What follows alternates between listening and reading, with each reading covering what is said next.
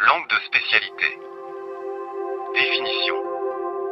Approche terminologique. La langue de spécialité est définie selon le critère lexical ou terminologique. Lexique, lexicologie, terminologie. Approche didactique. Dans le sillage de la didactique des langues étrangères en général, et du français en particulier, la notion de langue de spécialité désigne une approche qui consiste à organiser l'enseignement de la langue en question à partir d'un besoin clairement identifié dans des domaines professionnels, universitaires ou même utilitaires. Comparaison entre la langue générale et la langue de spécialité. Langue générale. Domaine généralisé, il ne renvoie à aucune spécificité. Le cas du français au lycée, le programme est identique, le profil des élèves. Donc, le public en question est général, anonyme ou indéterminé. Car il y a absence de référent. Enseigner le français. Langue, S, de spécialité, S. Main identifiée et spécifiée. Universitaire. Professionnel. Utilitaire. Public réel ou potentiel. Référence identifiable. Enseigner du français. Le français sur objectif, S, spécifique, S, le FOS y fondement et objectif.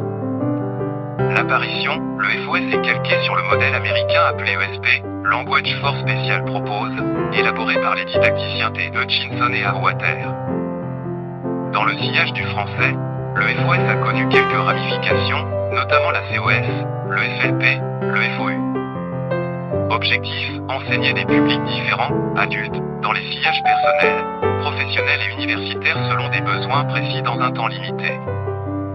Méthodologie, l'enseignement du FOS s'organise selon une nouvelle didactique appelée l'ingénierie de la formation, dont le point de départ est l'apprenant et ses besoins linguistiques. Sur le plan méthodologique, il y a lieu de définir d'emblée ce type d'enseignement de français comme étant un enseignement. Généralité. L'aspect domanal est très pris en compte dans la méthodologie des langues de spécialité.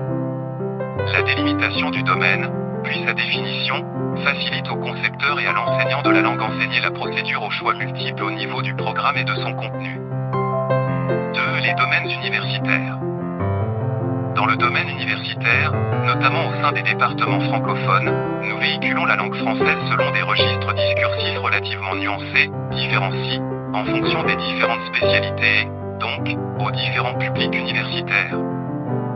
Les publics universitaires est une catégorie d'apprenants en voie de professionnalisation. Les étudiants en informatique, en langues étrangères ou en médecine ne sont pas encore une catégorie de public professionnel.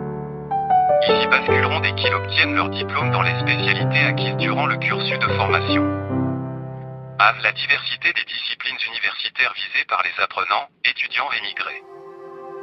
B. Les besoins spécifiques, apprendre du français, et non pas le français. Pour agir dans les différents milieux universitaires, le français n'est pas un objectif en soi. C. Le temps limité consacré à l'apprentissage, la grande portion du temps est dédiée à leurs engagements professionnels et universitaires. D. La rentabilité de l'apprentissage du FOU. E. La motivation des publics universitaires.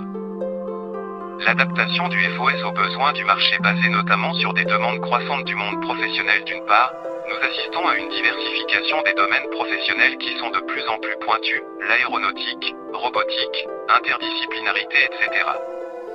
D'autre part, nous remarquons l'émergence des demandes d'amélioration des compétences en français des professionnels de qualification faible. Contexte politique et économique. Au niveau politique, le comité interministériel du 10 avril 2003 a considéré la maîtrise de la langue comme une véritable compétence professionnelle.